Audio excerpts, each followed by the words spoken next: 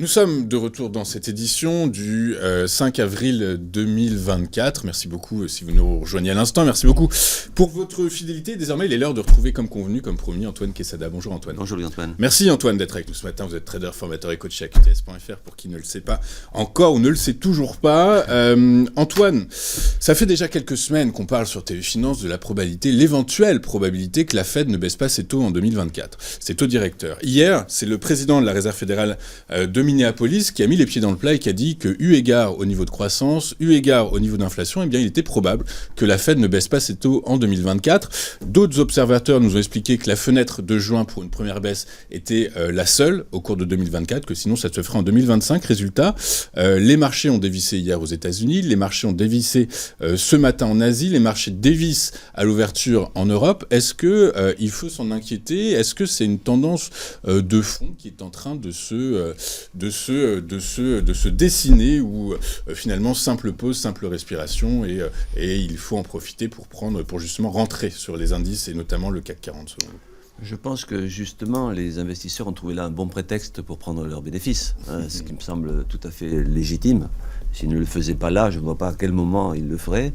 Donc graphiquement parlant, vous vous rappelez de ce graphique en hebdomadaire qu'il a depuis des mois en fait, avec la fameuse extension de Fibonacci, puisque lorsqu'on fait des plus hauts historiques, on n'a aucun autre repère dans le temps. Donc moi je travaille évidemment avec l'extension de Fibonacci. Et vous vous rappelez que l'objectif, pas forcément ultime, mais enfin l'objectif principal de ces dernières semaines, c'était les 261,8% de Fibonacci, c'est-à-dire le 8259. 260, on avait arrondi ça. Et en fait, on ne l'a pas atteint, mais ça fait déjà depuis 5-6 séances que l'on l'a tapé le 8253 points exactement, c'est-à-dire à 6 points près sur un graphique en hebdomadaire, autant dire que c'est l'épaisseur du trait. Puisque oui, on est dans la zone. Voilà, et donc on voit bien ici sur la droite de l'écran les deux dernières bougies, dont la dernière à droite en rouge, c'est celle qui est d'actualité encore, qui va clôturer ce soir.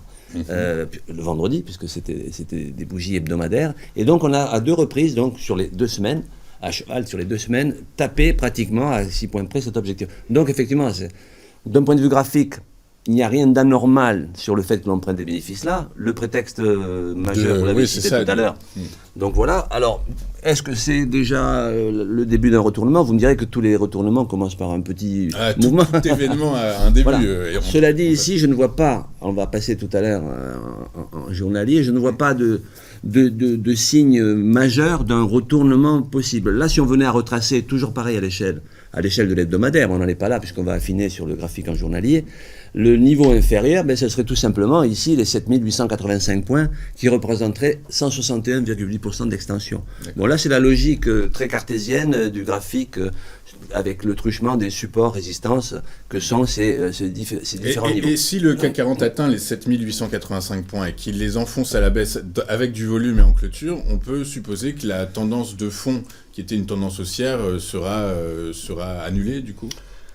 Pas totalement encore, non, parce qu'il ne faut pas oublier qu'on a fait, le CAC s'est lâché depuis des mois et que avant de retourner une telle tendance, au sens propre du terme, il en faudrait beaucoup plus. Je dirais qu'il faudrait même descendre, repasser en dessous des 7680 points, en fait le 100% d'extension de Fibonacci ici, pour imaginer que, donc on en est très très loin. Donc pour le moment, c'est vraiment prématuré d'en parler. On reste en fait dans un phénomène, dans une figure de latéralisation, voire de... Latéralisation, le mot qui permet de se sauver.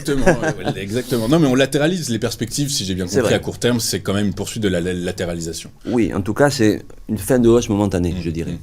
Donc on voit mieux ici en journalier, effectivement.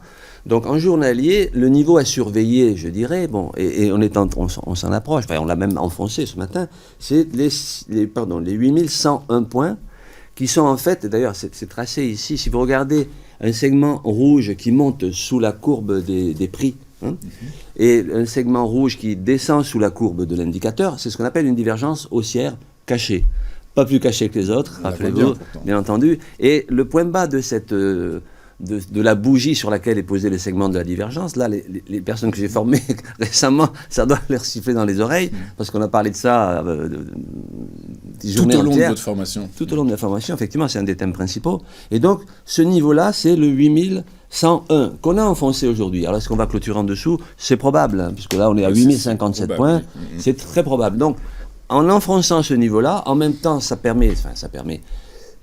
ça fait casser l'oblique haussière qui est tracé ici depuis des semaines aussi, hein, le segment aussi qui passe sous la courbe des prix. Ça ferait franchir la moyenne mobile 20 qui normalement sur une tendance haussière est un gros support technique.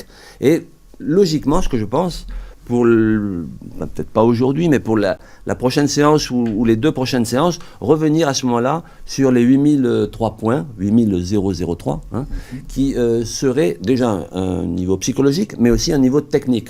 Donc les deux réunis, je pense que le 8000 points sera en tout cas un prétexte pour un rebond. Est-ce que ce sera un rebond qui permettra d'aller de nouveau récupérer les plus hauts historiques, voire les dépasser? Ça, je n'en suis pas sûr. Mais en tout cas, je m'attends à une réaction du marché sur les 8000 points, pour faire simple, à l'échelle d'ici 1, 2 ou 3 jours. Ah oui, d'accord, donc début de semaine prochaine. Ben, écoutez, là, on est à 8057, 53 maintenant. Voilà. Donc, voilà, je pense que, et d'ailleurs, ce serait salutaire, ça fait déjà plusieurs reprises que j'évoquais. Oui, tout le monde évoque une pause salvatrice, en fait, hein, pour parce qu'en fait, tout le monde doit reprendre son souffle, prendre ses bénéfices, réfléchir à une nouvelle stratégie, etc. Ça va donner envie, c'est un mot que je n'aime pas dire, aux personnes frustrées de ne pas avoir profité de toute cette hausse. C'est-à-dire que ça redonne un niveau sur lequel on peut reprendre le train en marche de la hausse, même si la hausse est maintenant un petit peu bloquée. Donc le 8000 points serait logiquement, et je pense que pour les raisons que j'ai évoquées, à la fois psychologiques mais surtout techniques, hein, c'est ici de 261,8% Fibonacci, 8003, on va dire 8000 points, serait le niveau prochain sur lequel on devrait rebondir. Okay. Donc si j'entends bien, donc le prochain niveau sur lequel on peut éventuellement imaginer qu'un rebond se fasse, c'est les 8000 points, la zone des 8000 points, 8000, 8003. Ensuite, par contre, si, toujours avec du volume en clôture, si le CAC va chercher plus bas, le prochain support c'est 7880. 7885 exactement. Exactement, mais voilà, donc, oui, donc toujours pas de panique de toute façon. Non, si on franchit les 8000 points à la baisse, voilà. C'est beaucoup trop tôt, Ouais. Et puis bon, encore une fois, le marché a besoin de prétextes. Là, on en a un bon. Voilà, donc c'est l'occasion de prendre des bénéfices. Et c'est pas parce qu'on va perdre 1, 2, 3 ou 5% dans les jours qui viennent que ça remet en question, en tout cas pour le moment, la tendance haussière. Et voilà, si, effectivement, sur des unités de temps plus petites, pour ceux qui font de l'intraday, notamment, hier, il y avait quelques signaux de prise de bénéfices. Enfin, de retournement de tendance. Non, des petits signaux de short à court terme, hein, c'est-à-dire sur du 4 heures, hein, au lieu de...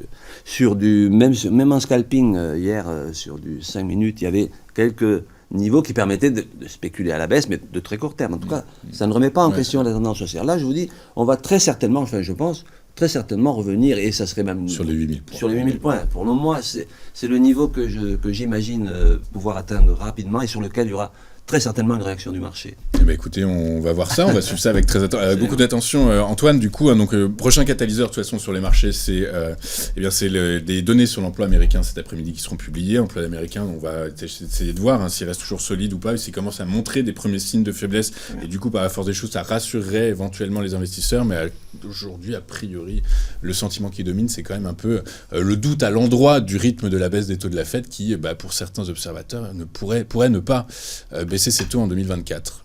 Comme disait un certain philosophe grec, le doute est le commencement de la sagesse. Très bien, merci Antoine. Écoutez, on va vous laisser là-dessus sur ces notions de doute et de sagesse, en essayant, et de toute façon c'est le principe que probablement tous les investisseurs devraient avoir en tête. Aristote, que tous les investisseurs, tout trader devrait avoir en tête. Une pointure, Aristote. Sacré bonhomme. Ok, écoutez, encore quelque chose à dire, un proverbe, une citation, quelque chose. Non, mais... Ok, on suivra ça. Heureux de vous retrouver sur ce plateau. Oui, bien sûr. Ouais, d'ailleurs, vous serez en duplex la prochaine fois, si je suis. Beaucoup plus fréquemment en duplex, effectivement, mais mon activité professionnelle et personnelle m'amène à m'éloigner un petit peu de la capitale, mais pour quelques temps.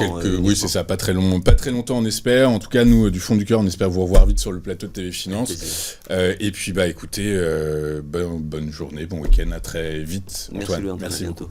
Je vous en prie. Nous, de notre côté, on marque une rapide courte page de publicité, et comme promis, comme convenu, nous serons en plateau, en direct, avec Éric Galliet, qui dressera pour nous le bilan de la semaine écoulée, semaine qui va, comme vous le savez désormais, du jeudi au jeudi. À tout de suite sur TV Finance.